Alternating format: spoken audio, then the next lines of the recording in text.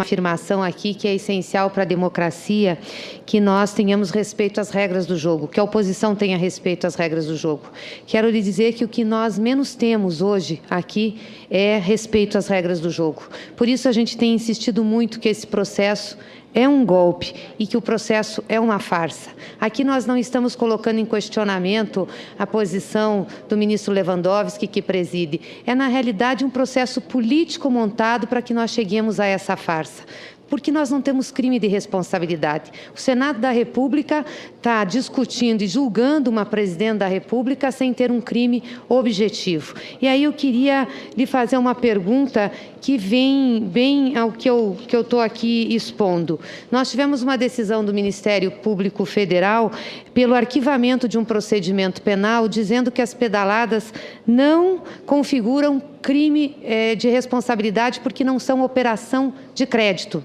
Não são semelhantes à operação de crédito, portanto, não há crime de responsabilidade. Eu quero perguntar a Vossa Senhoria, o que não é considerado crime pelo Ministério Público Federal pode ser considerado pelo Senado? A independência das instâncias autoriza que se modifique a definição de crime para efeito legal? É possível que um crime inexistente possa embasar um pedido de impeachment?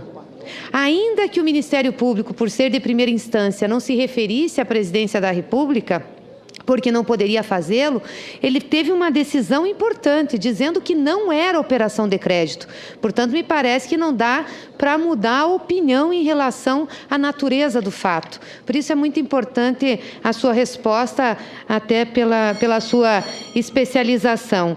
A outra questão que eu queria perguntar é que o Tribunal de Contas da União afirmou que havia operação de crédito e fez isso com base na opinião de um auditor que mentiu para nós ontem aqui. Esse auditor disse que ajudou a redigir a peça do Ministério Público junto ao Tribunal de Contas, que serviu para embasar o seu parecer, e esse parecer serviu para ter o acórdão do Tribunal de Contas da União, que pediu a rejeição das contas da presidenta e desencadeou todo esse processo de impeachment.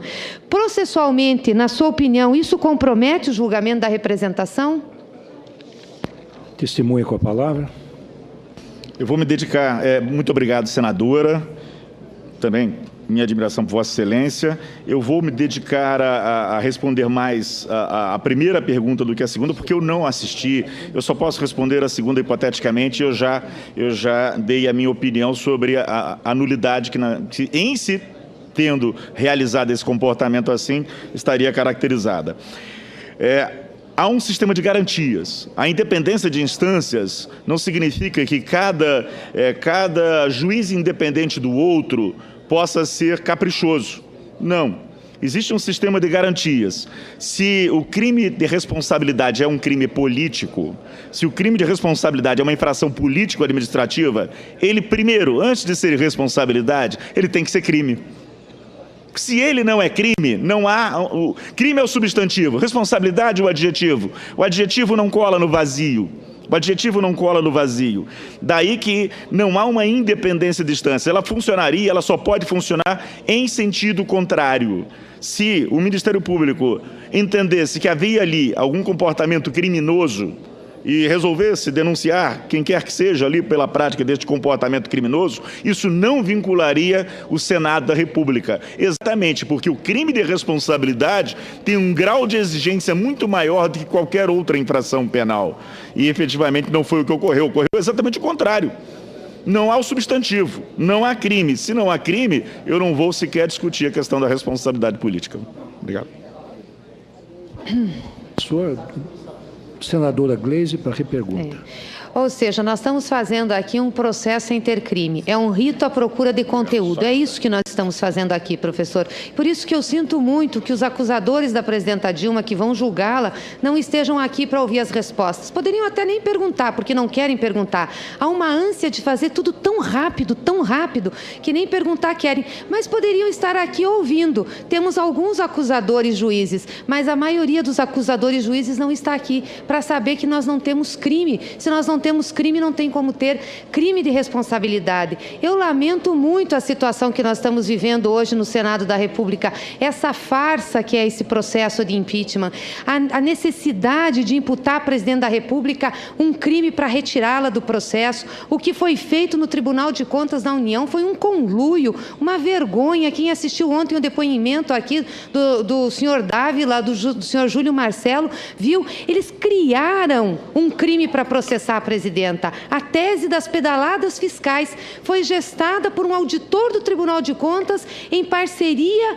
com um procurador do Ministério Público junto ao Tribunal de Contas e fizeram com que o Tribunal de Contas aprovasse um parecer, um acórdão, dizendo que as contas de 2014 não podiam ser aprovadas e, com isso, tiveram base para 2015 tentar acusar a presidenta Dilma. É vergonhoso o que nós estamos vivendo aqui. E quando a gente diz isso, as pessoas ficam sentidas, ficam ofendidas.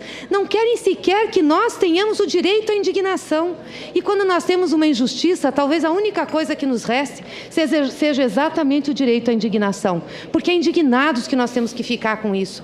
Porque isso é um atentado à democracia, à Constituição. Eu me pergunto aqui, depois de tirarem a presidenta por um processo farsante como esse, quem mais vão tirar? Aonde nós vamos recorrer? Será que nós vamos poder recorrer ao Supremo Tribunal Federal com base no conteúdo do que foi julgado aqui? Porque é ilegal? Porque o Ministério Público diz que não é crime? A quem vamos recorrer quando a nossa Constituição é vilipendiada? Eu sinto muito o que está acontecendo aqui, muito que os senadores não tenham a noção da responsabilidade desse momento histórico e a gente esteja deixando registrado na história desse país um golpe à nossa Constituição, um golpe à nossa democracia. E eu queria, para encerrar, professor Geraldo Prado, que o senhor falasse um pouquinho sobre um texto que o senhor construiu, o processo de impeachment no Estado de Direito, encontros e desencontros entre o judiciário e o político, dizendo que os golpes hoje não são os golpes clássicos que fazem pela via militar, mas são esses golpes aqui, sinuosos, que não se mostram muito, mas que ferem extremamente o direito e a Constituição.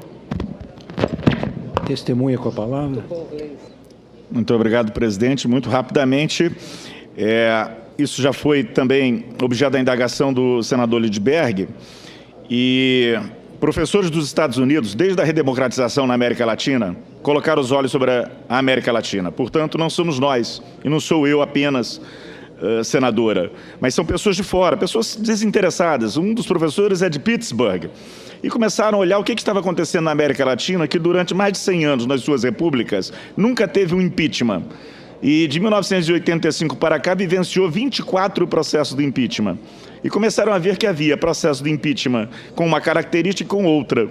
Uma das situações que, infelizmente, eles constataram é o uso do processo de impeachment de presidentes na América Latina como substituto do voto de desconfiança do parlamentarismo. E são estes professores de fora, norte-americanos, que cunharam a expressão golpe brando ou golpe parlamentar. Eles disseram, não há base para se remover os presidentes. Eles chamam de democracias, presidências interrompidas, democracias frágeis. Não há base constitucional nas constituições desses países para interromper a democracia, mas se usa o parlamento de forma indevida para isso. Dois exemplos clássicos, Honduras e Paraguai, eles já fazem parte da literatura da ciência política. Muito obrigado.